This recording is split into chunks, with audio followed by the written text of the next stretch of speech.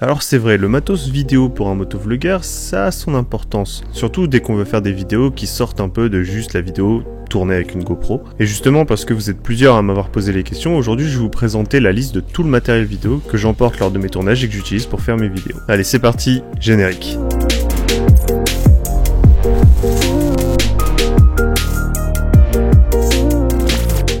Bon, donc voilà comment ça se présente. Là-dedans, j'ai tout ce qu'il me faut pour justement faire mes vidéos. Donc déjà, Saklowa Pro. Pourquoi? Parce que ça fait des années que je l'ai et que il m'a toujours servi, il m'a toujours rendu service. Il est suffisamment grand pour tout mettre et puis vous allez voir, il est bien foutu. Première chose qui est ici, mon Ronin SC. Voilà, que j'utilise pas autant que je voudrais, mais bon, il faudrait que je m'y mette, beaucoup plus. Mais ça, c'est une tuerie. Ensuite, sur le côté ici, je mets le GorillaPod que vous voyez juste là, qui me sert pour justement mon appareil photo. Je le range ici et je le sécurise avec ça. À l'intérieur, voilà, donc déjà poche dans le dos, enfin poche principale dans le dos. Ça au moins vous êtes sûr. Quand vous vous baladez en ville ou ce genre de choses, personne ne pourra vous voler ce qu'il y a dedans. Ça c'est ultra pratique. Truc bien, hein, sac de pluie si besoin, qui est rangé en dessous. À l'intérieur, donc, bon vous voyez, très compartimenté, ça c'est très pratique. Tout est modulable, j'en ai même encore si je veux les mettre ailleurs. Ici vous voyez l'emplacement pour mon GH5. Je vous en reparle juste après pour vous parler de l'objectif etc qu'il y a dessus. Ça c'est un filtre ND variable que j'utilise pour justement mon GH5 qui permet en gros d'assombrir l'image. C'est comme des lunettes de soleil en fait. Simplement, je vous montre quand vous allez le tourner, ça s'éclaircit ou ça s'assombrit. Voilà, donc ça c'est pratique quand il y a du soleil et que vous voulez assombrir un peu l'image. Hop, ici. Donc ensuite, un tout petit objectif, voilà, qui est une tuerie. C'est un petit Lumix qui ouvre à 1.7 et qui est un 20 mm fixe. Alors faut pas oublier, je suis sur un capteur 4/3, donc ça fait un équivalent 40 mm pour du classique. Voilà, mais ça c'est très pratique. Cet objectif, c'est notamment ce qui me permet de faire certains plans avec beaucoup de flou derrière. Ça fait des très beaux plans. C'est également ce que j'utilise pour les facecam. Voilà.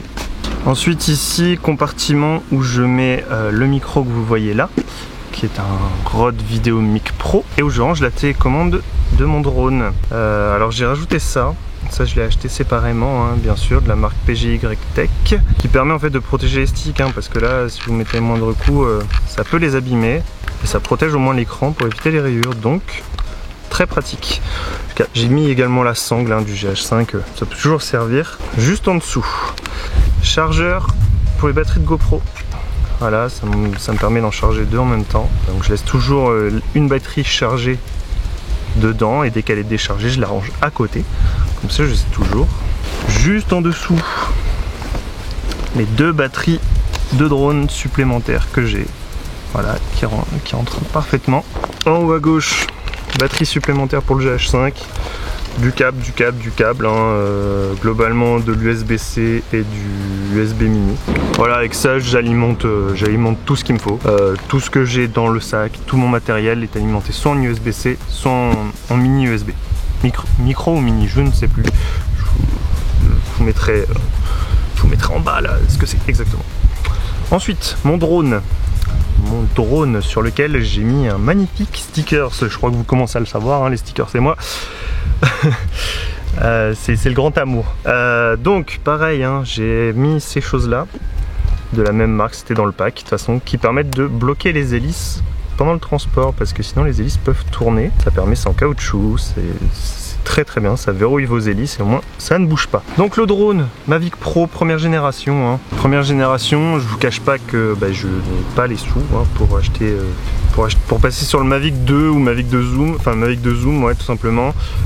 Potentiellement j'aurais pu passer sur le Mavic R2 qui est également très bien, mais voilà, pour le moment il fait le taf, donc je peux filmer en 4K, ça me suffit amplement. Ensuite ici, alors support pour mettre sur l'appareil photo, pour le Ronin S, ça je vous en parle pas, mais voilà, c'est du détail. Petite poche avec des pièces GoPro supplémentaires, hein, voilà, tout simplement des pièces de raccord.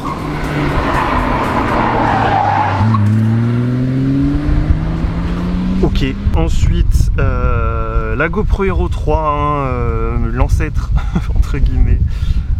GoPro Hero 3 Silver, puisque je vous rappelle que je m'étais fait voler la Hero 3 Black, qui me permet de faire des vues annexes, notamment pendant le road trip. C'est celle qui m'avait permis de faire les vues arrière. Je la fixais, justement je la fixais ici, là, je sais plus exactement où, mais je la fixais quelque part sur la moto à l'arrière.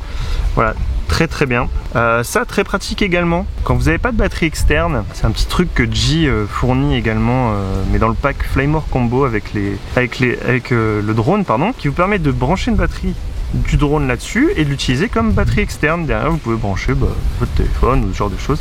Très pratique, ça peut vous sauver. Bon, ça on s'en fout, je sais pas ce que ça fout là, mais soit c'est un déclencheur pour flash de studio. Bref, et enfin dernière poche, un chargeur voiture pour tout simplement pour les batteries du drone. Je l'ai toujours avec moi et je me dis que ça pourrait toujours me dépanner un jour si jamais quelqu'un avait un allume-cigare quelque part, si je rejoins des amis qui sont en voiture ou ce genre de choses, mais voilà, peut toujours servir. La petite poche creuse que vous voyez ici, c'est la poche où j'ai mis le headband justement que j'ai sur la tête, le headband pour la GoPro bien sûr. Voilà, je l'ai rangé là, mais potentiellement je peux mettre autre chose.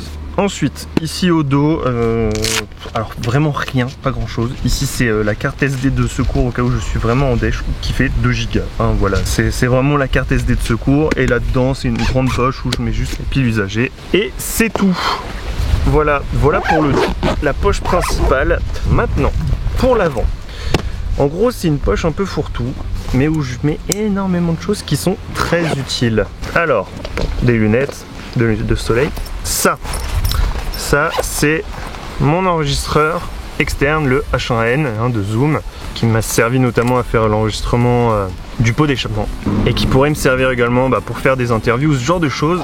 Donc voilà, ça. Ensuite, une petite batterie externe. J'ai une deuxième batterie externe ici, voilà, ce qui est celle-ci, qui fait 6600 mAh, que là j'ai utilisé pour recharger la GoPro notamment. Là-dedans, alors ça c'est des petites clés de la disserie photo, tout simplement c'est du pas pour les appareils photo, c'est un small rig, très bien les produits small rig. Ensuite des piles, tout simplement, piles pour le micro, piles diverses et variées. Next, ça très pratique également, ça permet de fixer rapidement des choses. Alors c'est pas non plus hyper résistant, mais vous voyez, ça permet de prendre une forme, d'attacher quelque chose, voilà. Je vous avoue que je m'en sers pas beaucoup, mais c'est pareil, ça peut toujours servir, et puis ça prend pas de place, ça pèse rien du tout. Ensuite, ça, très important pour nettoyer les objectifs, petite brosse de ce côté-là, et petit pinceau de ce côté-là, ça permet d'enlever les poussières, notamment. Voilà, faudrait que je le fasse un peu plus souvent d'ailleurs. Ensuite, ça c'est le truc que tout motovlogueur se doit d'acheter, enfin tout vidéaste se doit d'acheter, c'est impératif. C'est incroyable à quel point c'est bien. C'est tout simplement pour ranger ces cartes SD. C'est étanche et c'est résistant au choc. Donc voilà, ça je vous le conseille énormément. Vous voyez, il y a beaucoup d'emplacements. Comment moi je procède, c'est qu'en gros de ce côté-là, c'est mes cartes SD qui sont vides, qui sont prêtes à être utilisées, et côté jaune, c'est des cartes SD qui sont pleines ou utilisées ou à trier ou ce genre de choses. Comme ça que moi je procède et comme ça que moi je m'organise. Ça c'est juste parce que des fois je galère à les sortir, tout simplement. Donc ça coûte rien, vous trouvez ça sur Amazon et c'est extrêmement bien. Ensuite, des hélices de rechange pour le drone au cas où on en casse, toujours bien d'en avoir avec soi parce que si jamais ça arrive, on est dans la merde. Ensuite, des filtres ND. Donc pareil, je vous en ai parlé tout à l'heure du filtre ND variable. Là c'est des filtres ND fixes que j'utilise pour le drone. J'ai acheté ça, c'est du Freewell, c'est pas le top du top, mais ça marche très bien. Donc j'ai en polarisé qui permet d'éviter les reflets sur l'eau, 4, 8, 16, et j'ai acheté un 32 de Polar Pro qui est globalement celui que j'utilise le plus pour les journées ensoleillées dans le sud, c'est très pratique, ça très utile également. Ensuite des écouteurs, bon bref, on s'en fout. Ceci, tout con, mais en gros c'est un petit pare-soleil pour l'écran qui est ici. Je vous montre comment ça se fait, je vais pas l'enfiler. Mais voilà, ça permet, quand il y a beaucoup de soleil, au moins vous voyez ce que vous avez sur l'écran. Très pratique également. Et puis c'est tout ce qu'il y a. Donc je vous montre aussi ce qu'il y a sur le casque. Alors là il n'y a pas la GoPro puisque forcément je suis en train de filmer avec. Mais voilà comment c'est fixé. Je vois que j'ai déjà exposé des petites bestioles alors que j'avais nettoyé le casque. Bref. Et puis à l'intérieur, à l'heure actuelle, j'ai 2 micros. Alors pourquoi j'ai 2 micros? Parce que j'ai le SmartLav et j'ai le ZMic. Je fais des essais avec et donc pour le moment j'ai gardé les deux. Et de ce côté là c'est l'intercom que vous voyez ici, le Freecom 2. Voilà, qui me sert très bien. Permet d'écouter de la musique notamment. Bon, le casque, il faudrait que je pense à le changer parce qu'il a des coups un peu partout. J'avoue que j'en ai pas pris soin correctement. Mais bon, ça c'est de ma faute. Et donc pour finir, le GH5. Donc le GH5 que je pense beaucoup connaissent.